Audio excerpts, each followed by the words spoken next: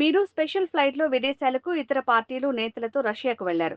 కూటమి నేతలు ఇతర పార్టీ నాయకులతో స్పెషల్ ఫ్లైట్లో ఢిల్లీకి వెళ్తే చంద్రబాబు దిగేలోపే పదవి ఊడగొడతారు.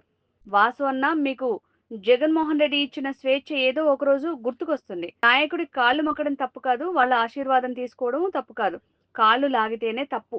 36 ఏళ్లుగా విద్యార్థి దశ నుంచి వైఎస్ రాజారెడ్డి కుటుంబంతో 3 తరాలుగా నేను కొనసాగుతూనే ఉన్నా అని చెవిరెడ్డి భాస్కర్ రెడ్డి అన్నారు.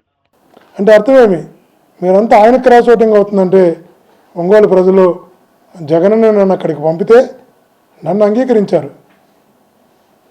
అందుకే ఈరోజు చెప్తున్న ఒంగోలుతో నాకు విడదీయరాని అనుబంధం ఏర్పడ్డది.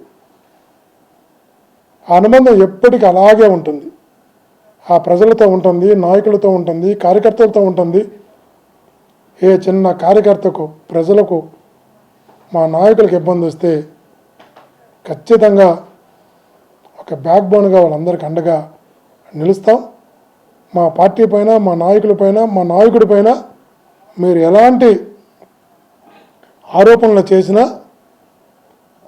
వాటిని తిప్పకొట్టడానికి, మీరు చెప్తున్నటువంటి అబద్ధపు మాటలు, మీరు చేస్తున్నటువంటి బ్లాక్మెయిల్ రాజకీయాలు చెప్పడానికి ఎప్పుడు ముందు ఉంటామని కూడా మీకు తెలియజేస్తున్నా. మీరు అన్నారు నేను రష్యాకు ఫ్రెండ్స్తో వెళ్తే తప్ప అని అడిగారు. వాసన మీరు రష్యాకి వెళ్ళారని నేను చెప్పలేదన్నా. నేను ప్రెస్ మీట్ మాట్లాడుతూ నేను అన్నమాట, నాకు స్వేచ్ఛ లేదు ఆ రోజు మంత్రిగా జగనన్న ప్రభుత్వంలో అన్నప్పుడు మీకు ఎంత స్వేచ్ఛ ఉన్నిందంటే మీరు స్పెషల్ ఫ్లైట్లో ఇతర పార్టీ వాళ్ళు ఎక్కించుకొని విదేశాలకు వెళ్ళినా కూడా అంగీకరించే అంత స్వేచ్ఛ జగనన్న మన నాయకుడు ఈరోజు మా నాయకుడు మీకు ఇచ్చారన్న వాస్తవాన్ని చెప్పా. మీరు ఏ దేశానికి వెళ్ళారని నేను ప్రెస్ మీట్లో మాట్లాడలే. మీరే చెప్పారు రష్యాకి వెళ్ళాను, వెళితే తప్పే అని.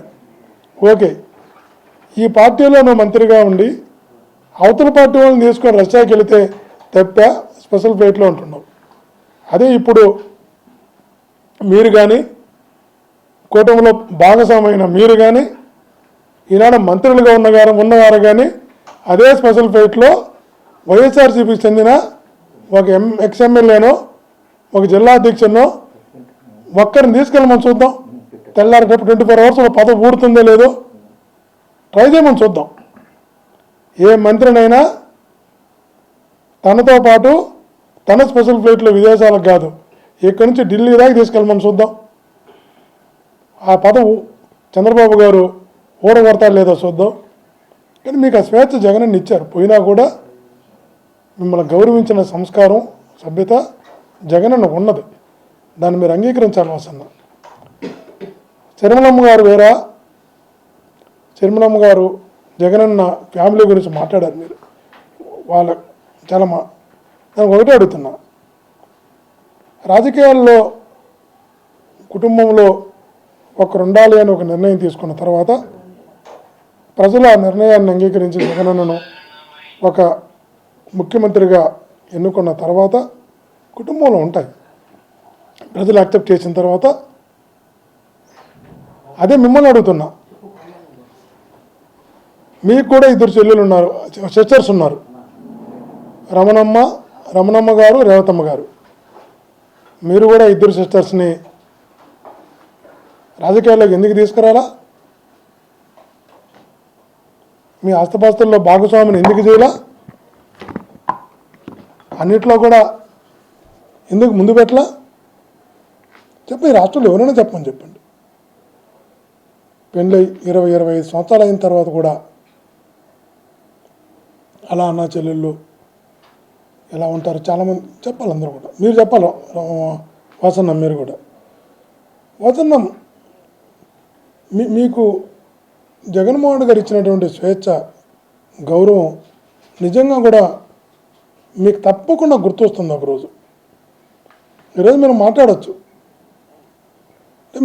మీరు అక్కడికి వెళ్ళారు కాబట్టి, అక్కడ సక్సెస్ అవ్వాలి కాబట్టి, మీకు తప్పదు కాబట్టి మీరు నాయకుడినన్నా, మా నాయకుడినన్నా, మమ్మల్నన్నా అది నీకు అవసరం కాబట్టి మీరు మాట్లాడడం మేము అర్థం చేసుకోగలం. కానీ ఒకనాటికైతే మీకు అర్థమవుతుంది వాసన్న, ఖచ్చితంగా అర్థమవుతుంది. ఆ రోజు ఉన్న స్వేచ్ఛ, ఆ రోజు అక్కడ ఉన్నటువంటి ఆత్మీయత, అక్కడ ఉన్నటువంటి ఆనే మనుషులు ఇక్కడ లేరు. నాకు ఈరోజు నా పరిస్థితి ఏంటి అని ఓపిక పడదాం. కాలము చాలా గొప్పది, నేచర్ చాలా గొప్పది. మీకు ఖచ్చితంగా అర్థమవుతుంది. మీరు చాలా మాట్లాడుతున్నారు.